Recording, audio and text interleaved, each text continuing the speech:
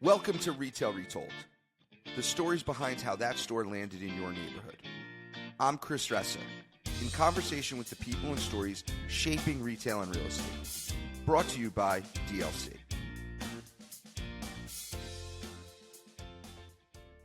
Welcome to Retail Retold, everyone. Today I am joined by Mezzenga. Anne is the co-founder of OmniTalk. She brings a wealth of knowledge from the retail industry. I'm excited for her to be here. Welcome to the show, Anne. Hi, Chris. Thanks for having me. A longtime listener, first time guest today. I'm excited to be here. Excellent. Well, Anne, why don't we start off by you telling us a little bit more about who you are and what you do? I'm Anne Mezzenga, one of the co-founders of OmniTalk with my partner, Chris Walton. Chris and I met, I think it's like 7 years ago now when we were running the Target Store of the Future project. So Target came to Chris and I asking us, how do you conceive of the Target store in the next 3 to 5 years? So we spent several years really building out a team to answer that question, researching new technologies, new partnerships for, kind of what would bring people to a physical store. And after that project ended in 2017, we really enjoyed working together. We wanted to continue to conduct this research into retail technology, especially from a retailer's perspective. We kind of saw this gap with OmniTalk of, you have all these pundits and journalists talking about cool new technologies and coming out, but nobody was able to kind of put the lens on it of, how as a retailer am I evaluating these technologies and determining kind of what the next move is. So we have our weekly podcast on Thursdays, the Fast Five, where we talk about the 5 things you need to know about retail that week. And then we do a lot of other insights and research with other companies in the space. So that's OmniTalk. Excellent. What a cool background to work on the store of the future for Target. I think that's so Yes. cool. Best job we've ever had. I think next to this one right now, working together is pretty great too. But yeah, if you ask Chris and I what the best job we've ever had, it's easily that one. It was amazing. Great team. And your world continues to get interesting. Sitting behind you is this, like, I asked you, it's like this amazing space. Why don't you tell everyone what the space is behind you? Yeah, so a couple of years ago, we really set out to create a space that was kind of a incubator slash co-working space and lab space for people specifically in the retail industry. So, there's all these co-working spaces popping up, and we really felt like, we need a place to, one, have networking happening for people who work in and around the retail industry. And so we created Third House, and it's a 8,000 square foot space, part office space. We have our podcast studio here, but then we also set up warehousing and lab space in a high traffic retail corridor so that people can do everything from, focus groups, from A/B packaging testing to, actual retail happening in the store here too. Amazing. And lastly, your family is gym owners. We are. Yeah, we've got a few things going on. I think we You're are all in and certifiable around here. you're you're all in and around the retail space. You've got brick and mortar locations, you're incubating retailers, you're doing research in the retail industry. You've got every part covered. Yeah, we do. Yeah, my husband and I also own a couple of boutique fitness centers in the Minneapolis area, which actually I think has been a really great kind of piece of insight for me as we start to see retailers moving more towards, subscription programs and memberships and just like understanding the world and how people's desires can continuously change, especially throughout the last, couple of years with COVID and as people are starting to come back. So yeah, it's been fun. It's great to just run next door and get a quick workout in and take myself away from the computer for a few hours. I hear you there. Okay. So, what a great story. I want to learn a little bit more about you. So, I've got 3 fun personal questions. Are Okay. you ready? I'm ready. Let's do it. All right, we call this clear the air. All right. Question 1. Yes. Go with the easy one. When is the last time you did something for the first time? Well, I just learned how to surf for the first time in August. I'm Oh, I'm almost 40. I turned 40 in a few days, and can't believe I've waited so long to learn how to surf. And it was one of the most fun things. My son and I took a lesson together on a family vacation in August, and now I'm obsessed with it. Like, I want to actually do surfing centered vacations, which everybody in my family thinks I'm insane, but it's a blast. It's so amazing. Have you done Uh, it? I've never surfed, but Oh, I'm not quite 40 yet either, and now you've got me Chris, wanting you gotta to, do it. yeah, check it Do off the it. bucket list. Wear a wetsuit though. It does a lot of damage to the body at this age. I feel like you gotta be prepared, but man, the feeling of like getting up on a wave is I don't know, it's like magical. And where were you surfing? I was in San Clemente in California. We took a family trip there. Also a wonderful space and a big surfing town and community, and it was incredible. So wonderful. That sounds great. Did your husband go? Yeah, everybody tried surfing and I was the lone ranger. I just, like, left everybody at the beach and was like, I'm gonna go surf for, like, 3 hours. I'll see you later." Wow. Unfortunately, not a ton of surfing going on in Minneapolis. No, no, I'm in the wrong I'm a California girl at heart, I think, and so I just have to figure out ways to keep, luring everybody I know back there. I keep that's, like, every vacation pitch that I've been giving for 2022 is like, "How about California? Have you tried California? Have you surfed before?" So, I everybody's love over it. it. Okay. Question 2. Yes. What is one skill you don't possess but wish you did? Oh man, Excel. I wish I was an Excel Mm, wizard. I hate Excel with a passion. I think it's the like creative in me never had to like go through like super like pivot tables and crazy like Excel wizardry. And every year on the first of the year, I'm like, I'm going to take an Excel like grad class right now and just become a wizard. And it never happens. That's what I have understood. Chris for, my business partner. He is a wizard, and all of his merchandising years has learned how to do all of those things, so So I know he grew up through Target through being a merchant. What what was your roles as you were before that Store of the Future? What were you? So my background, I actually my degree is in broadcast journalism. So I was in news. I was a reporter for a short stint, and I was like, this is not my jam. I went into advertising, and so I kind of came up through Target in their internal creative agency, and spent time at some advertising agencies. As you know before that, so my background is really in like designing and creating the experiences and the strategies around those experiences, and then Chris's perspective and why we kind of were a perfect match for leading that store of the future project was, he came from the merchandising aspect. Like mine was how does the store look and feel, and Chris's background was like how do we actually make this store profitable and run, and like what are the operations we need to put in place, what are the things that need to be on the shelves in order to make this like vision come to life. Sure. Okay, that makes sense. Last question.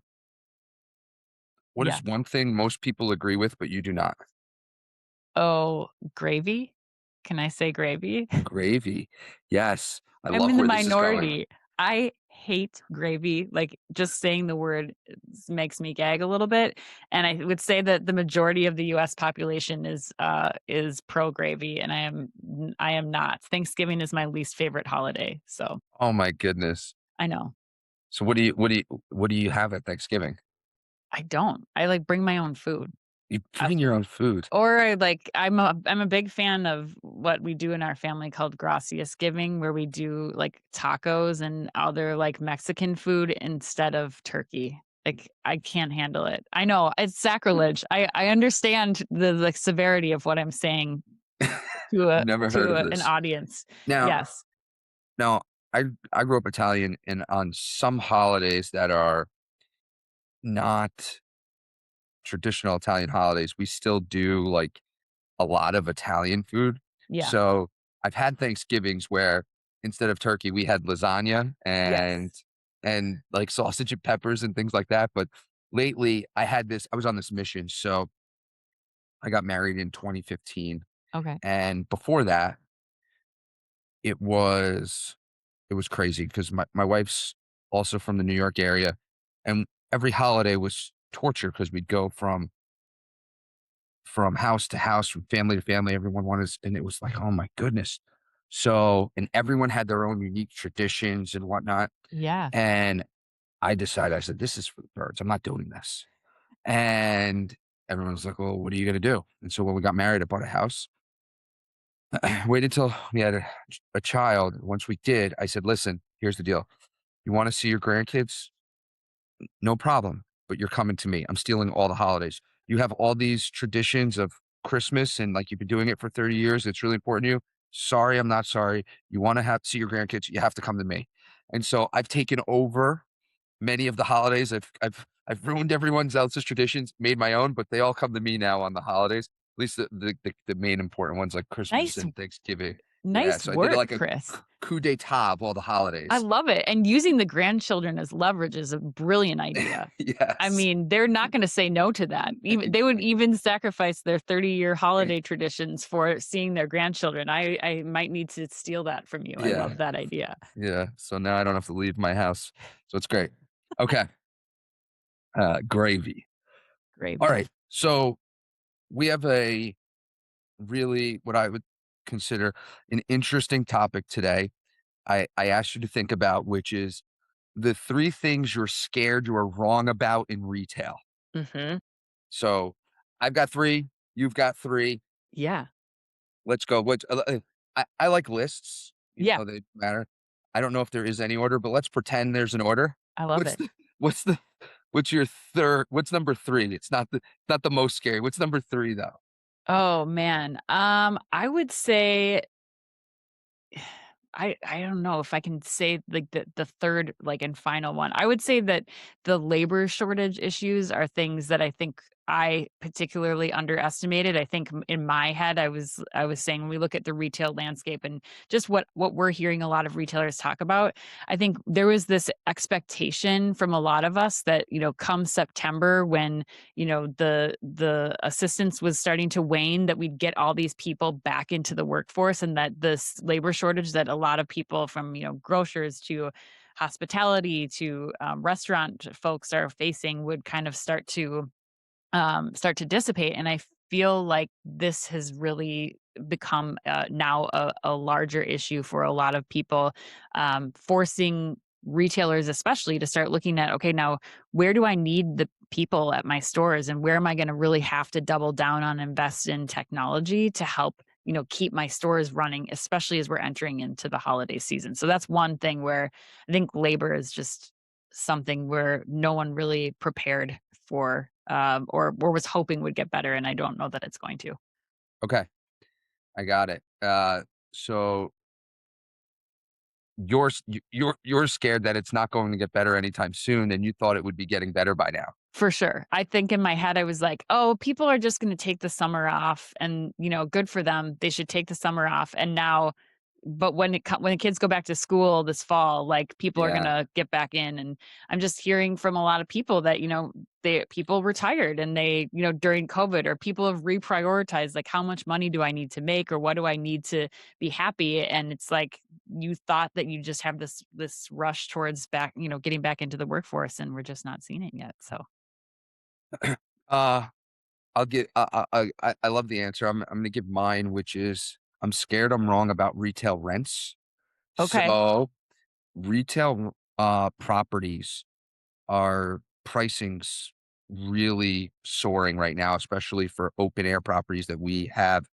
And I would tell you in when we're looking at to buy properties, we're underwriting deals and I think in certain instances we're aggressive, in certain instances we're conservative, and we've lost some bids. And clearly, some people think retail rents are going to soar, and if Okay. they are, then I could clearly pay the price that people were asking. And so, if you think about it, there's an argument to be made, which is if a lot of properties are going to change, let's say malls are converted. Mhm. There's virtually no new retail construction going on in America, right? There's no new Walmart or Target super centers shopping centers being built. And retailers continue to open stores. So that's all those things are shrinking supply. Right. Retail sales are going through the roof. When supply's constrained and there's demand, you would think rents are going up. But you have all this headline news that would tell you, like, how could retail rents go up? I'm a little scared that I'm wrong and I might be missing a boat and retail rents are about to soar. Wow. Yeah, I mean, that's a spectacular thing to think about, because I agree. I mean, I think that the message, you're hearing from retailers is this expectation, like, I should be able to the malls are empty. I should be able to go in and negotiate whatever kind of rent situation I want. And it's really interesting to hear, especially your perspective being so, involved in this area of retail and real estate, that actually not the case. That all Yeah. this leverage that these retailers think that they have is not actually going to be there when all is said and done. Yeah. So in the long run, I hope we do have growth in rental rates, and I'm scared that we always thought that they were going to rise. I think the supply and demand, if especially if like legitimately we just eliminate supply off the planet by closing malls or demoing Yeah. malls. Yeah. Well, if you just eliminate supply, it just means that price will rise. So Right. if for those who want to be in certain places. And so I thought it was going to rise, especially with inflation. I thought it was going to rise, but I'm a little concerned that I might have missed the boat and that it's actually going to soar and rents are going to skyrocket. Well, And I Chris, I missed wonder that. how yeah, I wonder how that's gonna shake out too when you start to think about the changing footprint of some of those retail stores too. Like if they Yeah, move to smaller, what will the demand look like when they want, maybe smaller, store like front of house space and they want more industrial. They're running, they have an industrial warehouse space that they invested in. Like how is that gonna impact the market too? we will see. Ugh. We'll see. Okay, do you want me to go to my next one? Number 2 for you. Number 2. I underestimated the power of instant delivery. And I think that after coming out of this last conference we were at last week out at grocery shop, um, if you haven't been paying attention to what your strategy is for instant delivery or what your stance is going to be, I think that's something that you absolutely need to be paying attention to. I think that consumers are probably going to demand this in a way that I could not have anticipated. Got it. Well, I as it comes to instant delivery, I think one of the things to me, I think this will come down to a couple of things. Yeah. And this is why I'm a little less scared on this one, which is eventually brands and retailers need to be profitable. Mhm. I think that'll be a demand from investors. And Yep. so at some point, and if they're going to try and compete with Walmart, Target, and Amazon on speed, they're going to lose, and that's going to be a costly loss. It's going to take a lot of money to lose, and so I like what, like, Timberland did, which is to me, they almost said, "Not doing this race. I'm not gonna win this race." And so what did Timberland do? They said, "Actually, if you take longer delivery, we'll plant a tree in your name." Hmm. And so they obviously going to their customer who's like, outdoorsy, socially conscious, and saying like, I'm not going to compete for this next day, Right. next hour, same hour, because from a price, for most retailers, the exception of like, Amazon, Target, Walmart, Costco, and a few others, this is a landscape that majority, in terms of numbers of retailers, they can't compete in, and if they try, it's going to be a costly endeavor.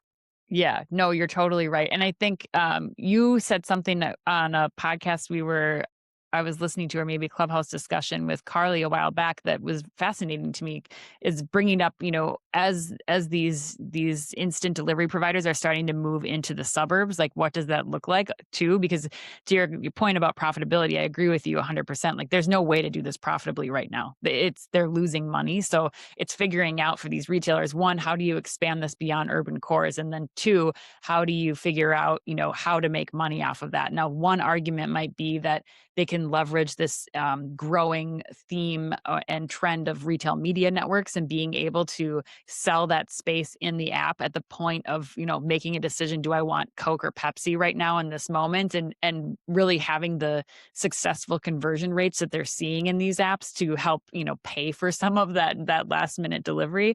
um, but yeah, there's still quite a bit to work out. I just think that we're going to see a lot more action in that space more quickly than I could have imagined. Understood. Okay. So for me, I've been on an island, and I've been saying Is it about gravy? I feel your pain. I like gravy. I like gravy. And in my family, a lot of people call, like, the Italian red sauce gravy. Yes, So, yes. I'm talking uh, about the other brown stuff. gravy. I'm Yes. quite okay with Italian gravy being Italian myself. I appreciate that. Yes. Yeah. Um, no. So, I've been on an island. I have been saying that we don't have too many physical stores. We have way too many digital stores. Okay. And that's my position, and I don't hear anyone talking about that, and I've been, like, on an island about that, and I'm sticking to it, but there's a little part of me that's like, I'm the only person really saying this, so I'm scared I might be wrong, but I it's a little bit of fear. Most of it, I'm pretty convicted that we're not even close to too many physical stores, we have way too many digital stores, and I'll give you a little context around that. Take the number, whatever it is. Let's Yeah. say 80% of retail sales go to stores today and 20% is online. Well, Yep. pre-pandemic, we had like approximately 1.8 million digital stores, way more in the US, way more than physical stores. They were taking, less than 20% of the sales, and the majority, 80% of the retail sales were going to a much lesser store count. Yeah. And to me, that math won't play out, especially on the store side, physical store, most of them are profitable. And on the digital side, most of them are not. Right. And if you take the total retail sales in America, and I don't have the numbers in front of me, but I've looked at this, the total retail sales in America in physical stores, and you divide that by the total retail GLA in America, it's an astounding dollars per square foot in the store. Mm, So what does that really tell you? It should mean that every store works. It doesn't.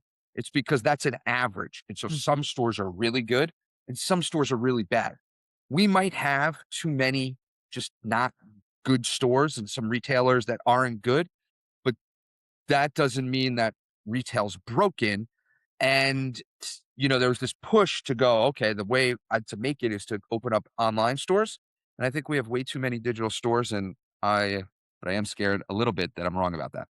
Oh, I think you're bringing up a good point though, Chris. I mean, the issue here too is that a lot of these like bricks and mortar retailers, they haven't evolved at all. They haven't done Yeah, anything differently. And so I think that, it's going to come from both sides. Like the concept of the retail store as we know it right now, it's gone through an evolution over the course of the last couple of years with the pandemic. It's accelerated, but I think that there's still so much work that retailers are going to have to do to determine what does my store footprint need to be. I mean, it's this seismic shift that we've seen from pre-purchase, which used to be I need to go in and I need to walk the store and I need to try things on, to post-purchase now, where the real value of the store is how can I do returns quickly there? How can I exchange something quickly? What am I going, is it tailoring that I'm going to the store to get? And you don't need the square footage that you needed before. And what does that look like again, to our earlier conversation of like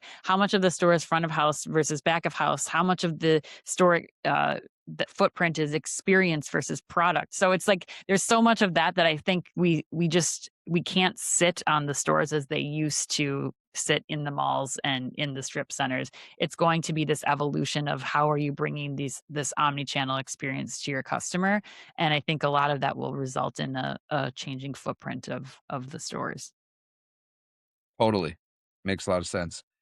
Okay, last one. What is the number one thing you're scared you might be wrong about, or the industry might be wrong about?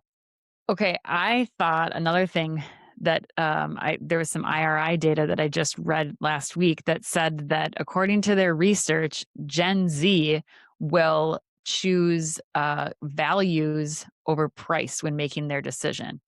Which I mean, one, I don't know where Gen Z is getting all this money because when I was Exactly. that That's age, I was like, I mean, yeah, you gotta get the like Target t-shirt. You can't go to, you can't be going to Barney's and getting your t-shirts. Like, this is not going to work if you're 17, but somehow they're making this happen. I would question, these some of the buy now pay later programs and things that are facilitating these installment financing payments, and perhaps they're able to make things like that work and make these decisions of, values or quality over price. But according to this IRA data last week, they said that the Gen Z will actually choose price, or sorry, values over price. They will invest more money if it came from some place that was, where it was made sustainably, or a company that has better values than, an H&M or somebody that's just putting out fast fashion quickly. And that shocked me. So I still don't know what to do with that, Chris. Yeah, I think, well, one, I have no data behind what I'm about to say. This is just what Okay. I'm about to say, which is I don't know how much money of that is theirs, Sure. right? If you're 17 and you're buying a Chanel bag, that Yes. that's it's not your money, I Right. think. Right. That's mom and dad's money. And so I would argue that we should be counting that as mom and dad's money and not Gen Z money. Fair. Because, Yeah. now if you started working at 14 and worked at Panera and you saved all your money and Chanel bag went on sale and you spent it all on that, okay, I would count that. Right. But it doesn't feel like what's happening, number one. No. I would agree. Yeah. And Yeah. It's a so mystery. and that's number one. Number two is uh, it's astounding to me that we don't talk about price enough. I say this all the time. I'm looking for the next one, but like in 2017 or 2018, Career Builder did a survey that said about 78% of Americans were paycheck to paycheck. Mhm. So retailers can't deliver goods and make money unless they charge shipping. And 78% of consumers can't spend another dollar on shipping. So how does this work?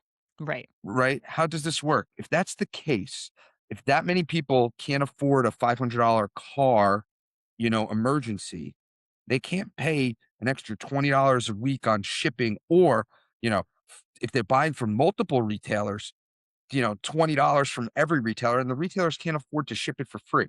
Right. So to me, we don't talk about price enough. And I'm scared I'm wrong too, but I'm with you at some point. Price has to matter for this generation. Right.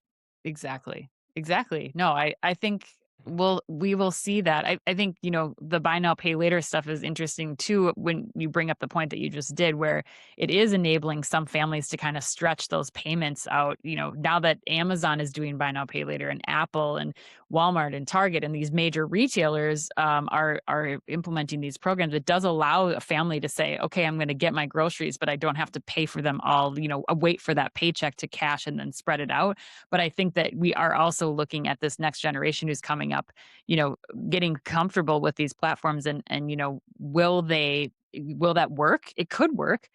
Or will it end up in a situation where they potentially are getting into credit card debt, but not via credit cards, it's via something else. Yeah. The argument that they're making, because I've done a lot of homework on this, the companies are making around that is, okay, well, it's less interest, it's more flexible Mhm. payments, there's no late fees. So Right. you're better off getting into consumer debt with me than with Right. the credit card. Right. Yeah. Which is true if that's how it all Yeah. goes down. Yeah. I Yeah. I I I think, well, the buy now, pay later to me is here to stay, For because sure. if you have, when you have companies like Goldman Sachs and PayPal spending billions of dollars, and, all the Square paid 29 billion Yep. for, which one was it? Affirm, I think? Mhm.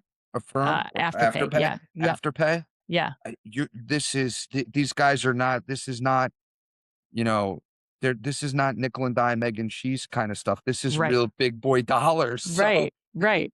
No, And and it increases per I mean, it's for like the intent of buy now, pay later is a great idea. I mean, it's increasing purchases on especially online purchases. It's, getting people into a product that maybe, they couldn't afford all up front right away, but in installments, they can get into better products. And so I think as a concept, you're right. It's here to stay for sure. I think it's just, how does this continue to evolve and how does Gen Z support their sustainable and value driven purchases with where are they going to get the money to pay for all of these things and how does that affect our economy as the next largest spending group? totally. Okay. That's so your third one was that you were wrong that price mattered and Yes. people only Gen Z is only buying on values. Yes, right. Major fault there. What about you, Chris? I I this is a little real estatey, but falls into retail, which is I'm scared I'm wrong about the construction costs and materials pricing. I Oh, thought we'd be seeing costs dip yeah. by now. You heard all these things, especially as borders open up and whatnot. And, there's a part of me that's wondering if we had like a resetting of pricing and it's inflated. And this matters to everybody, right? Because if you're a retailer, you have CapEx plans. If you're a Yeah. landlord, you're building things. And it's a concern. And it doesn't, I need to, one of my, the our general counsel in an executive management meeting said this yesterday, which is we need to accelerate the horizon. This is one of the areas I need to accelerate the horizon to see because it doesn't feel like we're accelerating the horizon at all here. It feels like it's just continuing to be pushed out. And so um, I thought, late this year, early 22, you might have a resetting of prices and we'd be back to normal construction costs. And I am concerned I am wrong about that, which affects a lot of industries, not just real estate and retail, affects a lot of industries. So, um, we'll see what the impacts are on that. Yeah, I think that's a great point too. That, the delays in building the retail locations and then the delays in supply chain that we're seeing too, getting products to shelves. Like this could have a bigger impact than we realize. I think that's a great one, Chris. All right. Well, and these were great. So to recap, yours were you're scared you're wrong about the labor shortage. Yes. You are scared you were wrong. What was number 2? Number two is speed of Oh, instant the instant delivery. delivery. You're Yeah. scared you're wrong about instant delivery Yes. and scared you're wrong about, uh, price matter to You Gen know, Z. minor detail. Yes. For me, it was scared or wrong about retail rents, and they're actually gonna soar. Number 2, that the island I'm sitting on, which I'm saying there's too many digital stores, and scared I was wrong about construction costs. Um, Brings us to the last part of the show, Anne. I've got Yes. 3 fun questions for you. Are you ready? Okay. I'm ready. All right. Question 1. What extinct retailer do you wish would come back from the dead?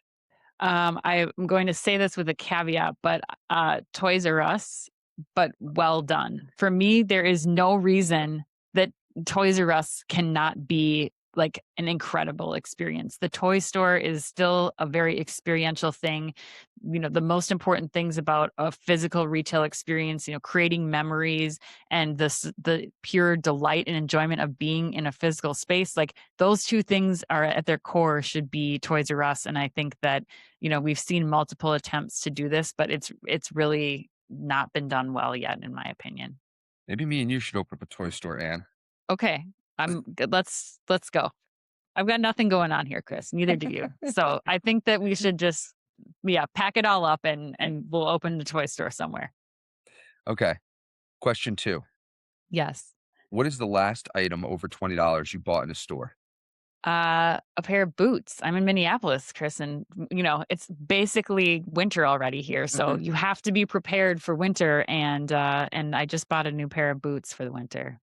What kind of boots? They are sorrel boots. Oh, yeah, they're good. They're brown. Yeah, we had to. we get we're about to enter the terror stage of Minneapolis, so we just gotta have everything ready and didn't wanna have supply chain issues with boots, which are a very necessary item here. And what's temperature like now? And now it's beautiful. Right now, it's supposed to be 80 today and sunny and beautiful fall crisp weather, but, that could change tomorrow. I would not be surprised if they're like, we have a front coming in tomorrow, and there's gonna be 12 inches of snow on the ground." So, anything can happen. Yes. Okay. Question 3. Yes. And if you and I were shopping at Target, which I think you might be the first one I've asked this question to who was in charge of designing Target, a Target store. But if you and I were shopping at Target and I lost you, what aisle would I find you in? Well, lately, I would say I probably am outside at curbside pickup waiting for my order.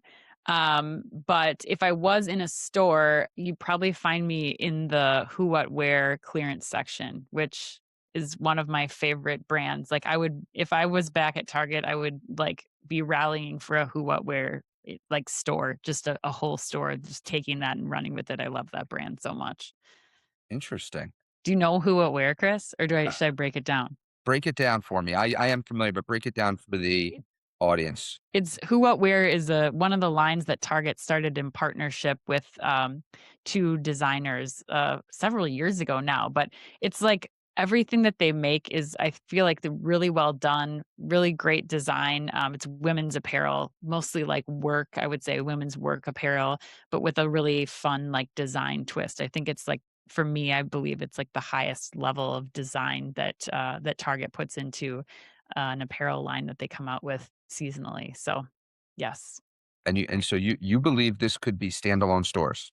I do. Like, I think it could be. I mean, for me, it's like Zara. It's like it could be, toe to toe with the Zara.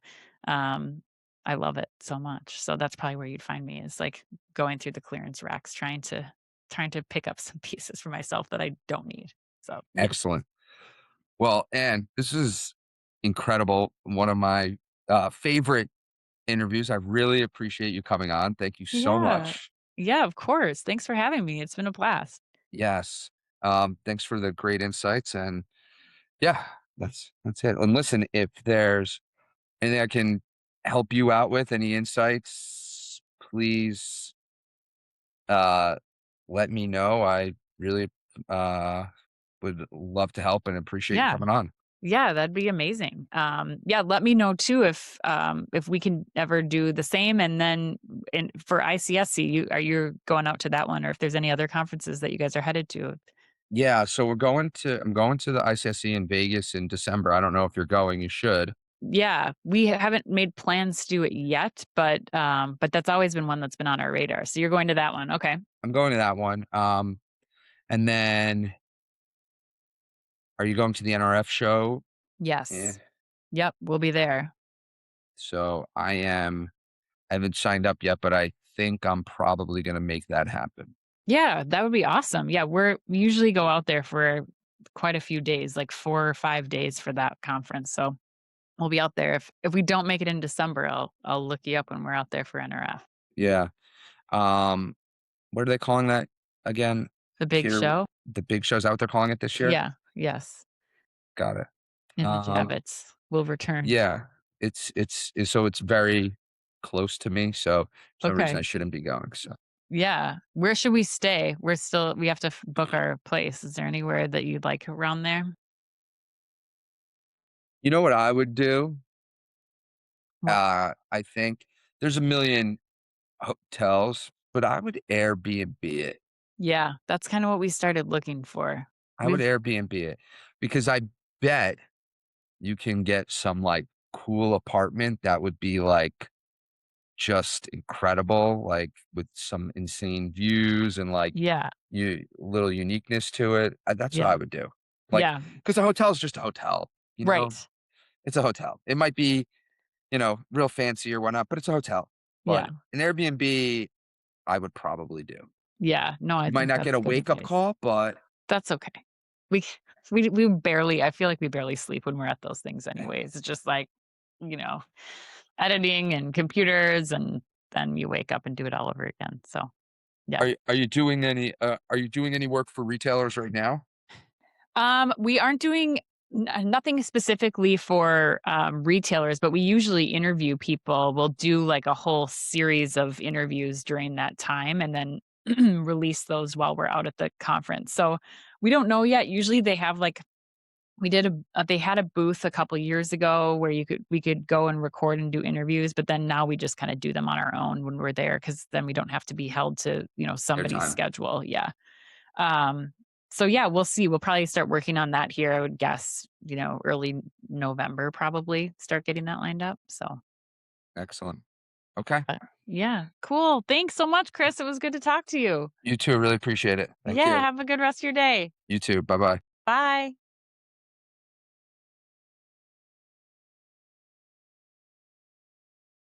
Appreciate you watching. Hit subscribe. See you in the next one.